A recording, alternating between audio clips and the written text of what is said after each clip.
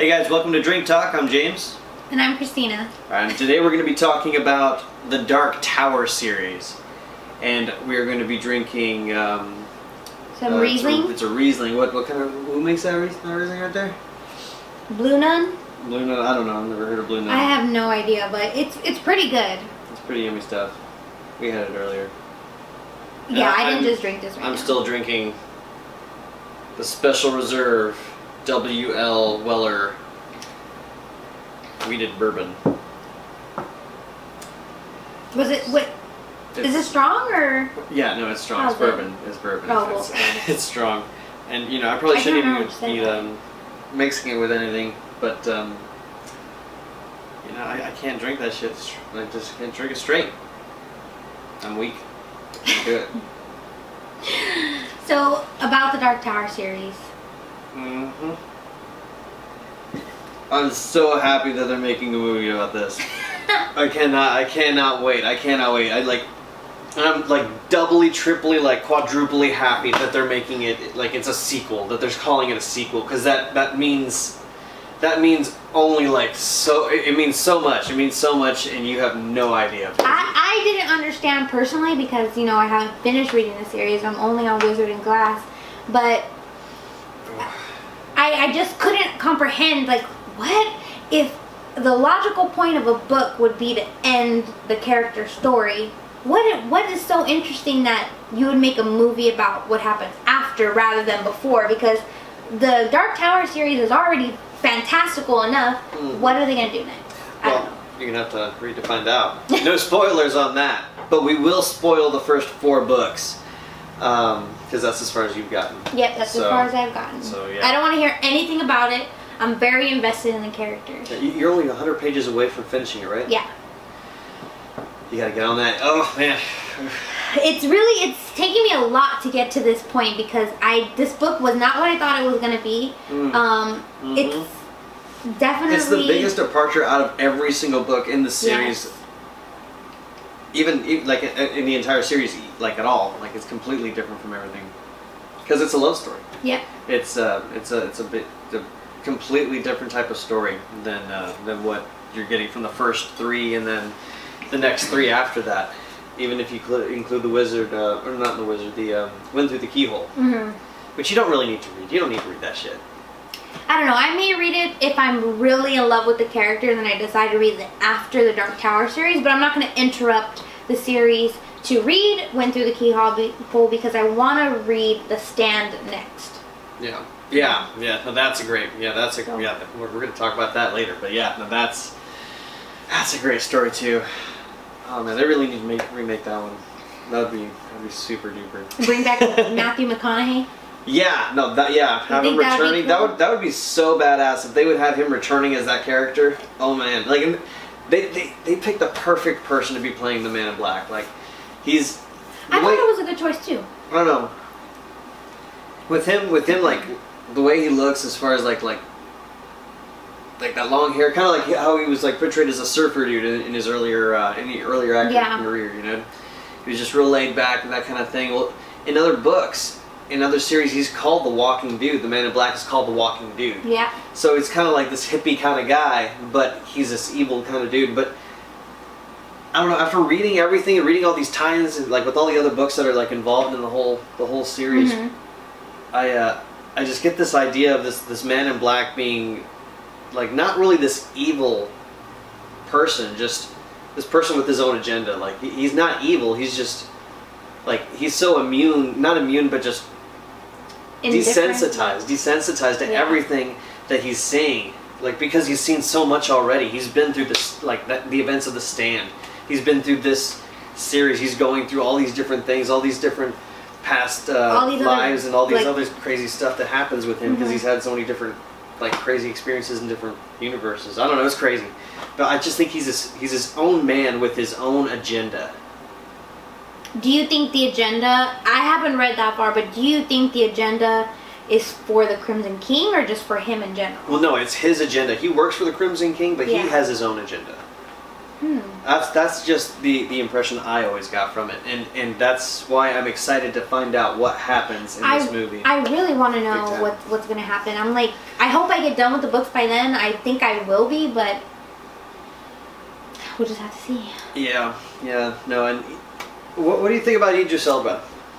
I was surprised Honestly, about that. I was surprised. I don't dislike the actor. I actually like him in a lot of stuff, but I was just confused because when you think of Roland, like a lot of stuff they talk about in the book is his like icy blue eyes are like so blue they're like haunting almost like, and that's what I pictured. I pictured like a very, I don't know, you said Josh Brolin you think would have been a good? Yeah, he would have been my top pick. Josh Brolin. Honestly, that's what I imagine, yeah. He would have been perfect because he's a much better actor when he's quiet.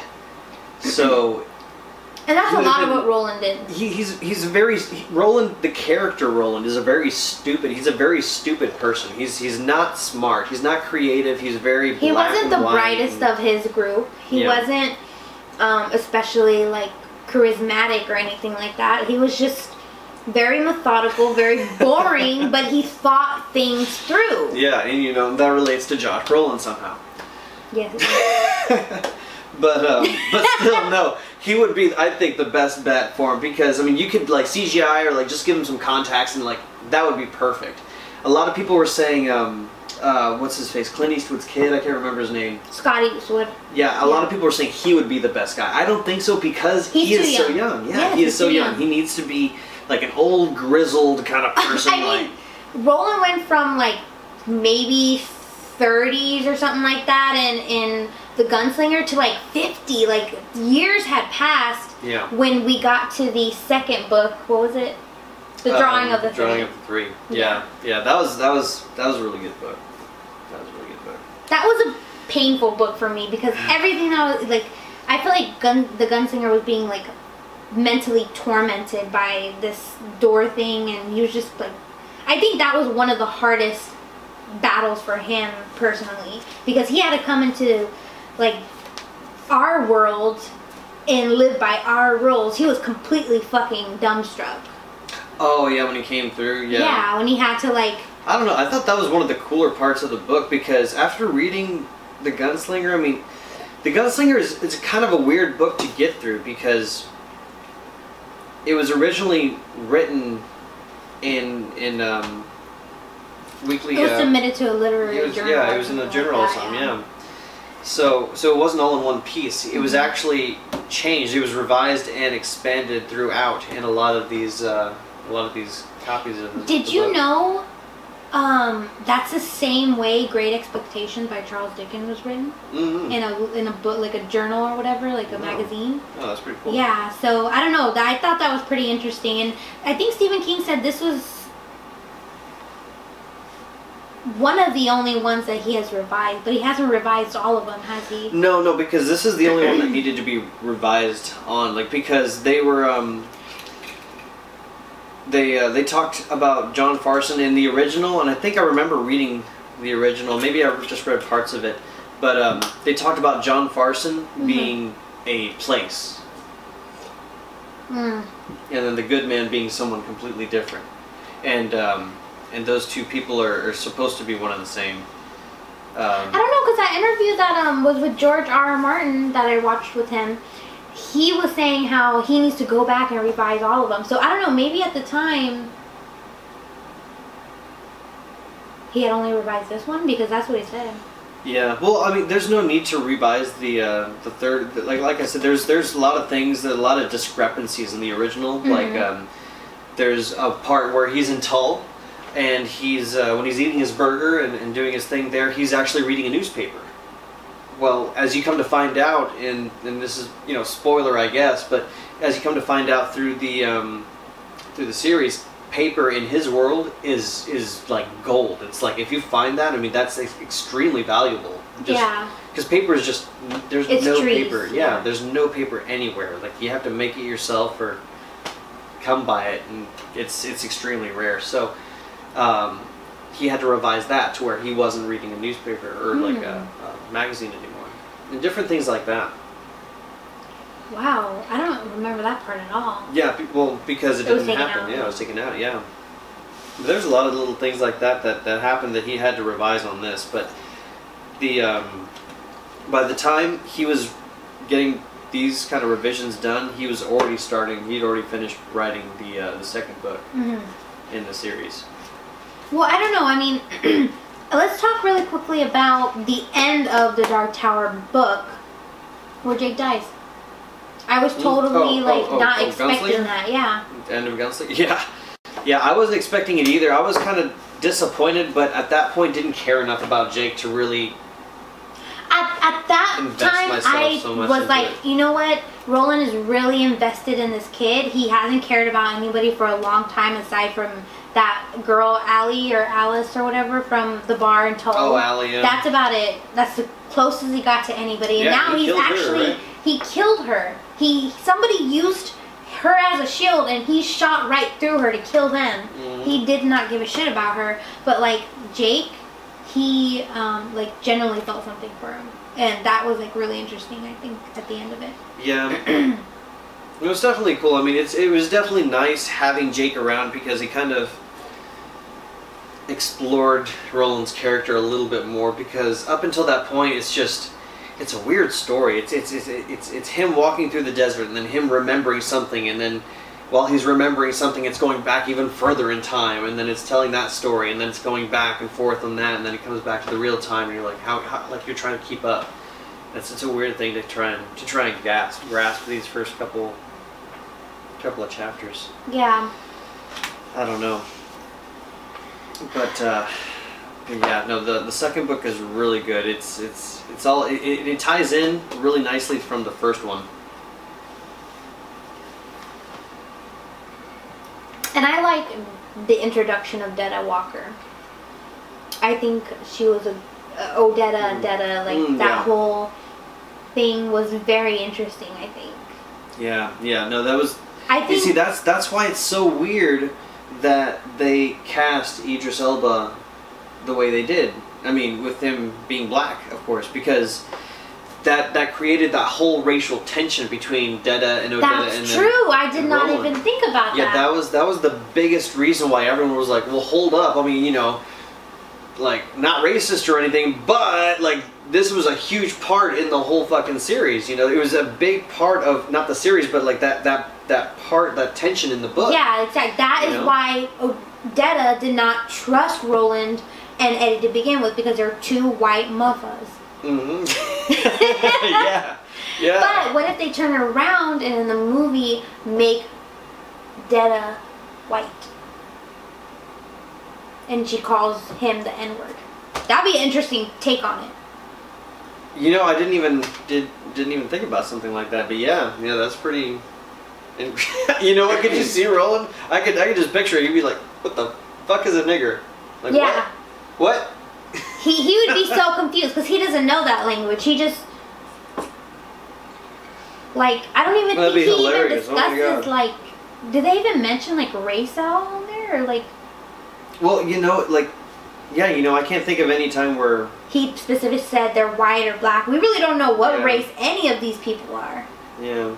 You know, so... And at that point, like, we don't even know if... I mean, if... Wow, that's interesting. I mean, you assume Roland's white because of the pictures on the book, because it always gives you a picture of Roland, and it's always this white guy in a cowboy hat, but it never really actually says whether he's white or not. No, it just says that he has blue eyes. I don't know. I really can't remember any firm description other than his eyes. His eyes are always blue, and you know, I can't think of one time where I've seen a black guy with blue eyes. The only time they started talking about race is when Odetta comes. Yeah. So, but the thing to remember about it is the movie's going to be a sequel. So who's to say Odetta and all that was going to be in there anyways? That's true. It's not going to follow any of these books. What happens in the movies is going to be a completely different thing. That is true. They're going to change a little bit of stuff about it. Honestly, I think the Gunslinger and the whole Dark Tower series is good not even fucking with it. Like, just don't mess with it at all. Like, I feel like cinematically, it's great. Oh, but you have no idea. You need to finish. You need to finish it. Why? Is it turned out stupid? No. You just you need to finish it, because if you finish it, I mean, there's a time where you can opt out of knowing everything, but part of the greatness of the story is the not knowing. What is the Dark Tower? It never tells you. Part of that greatness of this series is not knowing, and then you get to opt out of knowing, and that's a bridge you're gonna have to come to and decide whether or not you want to walk. That brings me back to something you said before when I was like, what the fuck happened with Cuthbert? And you're like, you never find out. And I was like, what? You never fucking find out all this foreshadowing and shit? And then you're like, oh no, you find out. I bet you anything I don't find out. Or I have a choice. No, I mean, okay, I can tell you that you do find out. Okay. But it's not, when you read about it in the book, it's a lot later in the series, and to be honest, I read it and I was like, oh, okay, like I stored it in like historical facts in a book, like fucking category. Like, it wasn't really like a, oh my gosh, wow, that's how Cuthbert like did this, and wow, oh my gosh, like it wasn't anything like that. Yeah. Like, oh, okay, that's what he did. Okay, done deal. Like it wasn't a big deal. It was kind of mentioned matter of factly, like, okay, and this is what happened to Cuthbert. That sucks, because I don't know, like the emphasis that they're putting on Susan Delgado's story is like crazy, but you did say that that's like the single most important event of Roland's life. Yeah, no, it is the most, if not the second most important thing that has ever happened in his life. I think second behind becoming a gunslinger in the first place. No, I'd say second behind becoming aware of the Dark Tower, because that has, I don't even want to say anymore, because I just want to talk about the ending. Fuck! Okay, so stop talking about it, because I'm gonna read the rest of it tonight, Western Wizard and Glass Knight, and then we'll talk about that. Yeah, once it's over. To be honest though, no, the fourth book was the hardest for me to get through. I did not like it because it was a love story.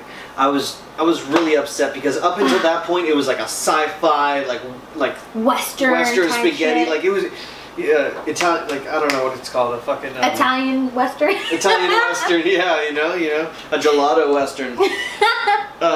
But it was just so cool up until that point. I mean, the Wastelands was my favorite by far. Up until that point, it was like, oh my god, this is so cool. If it continues like this, like I'm gonna be a happy guy. It was so awesome. But then I got this side story where he sits down and he's like, okay, let's have a campfire. Let's finally talk. You know, like I'm gonna tell you what's going on, who Susan is. Yes. And I'm like, okay, like I don't give a fuck about Susan. Who the fuck is Susan? I know you were talking about her in the second book, but I don't give a fuck about her. But you get the whole story, and it's a good story. It really is, and it ends up being really badass.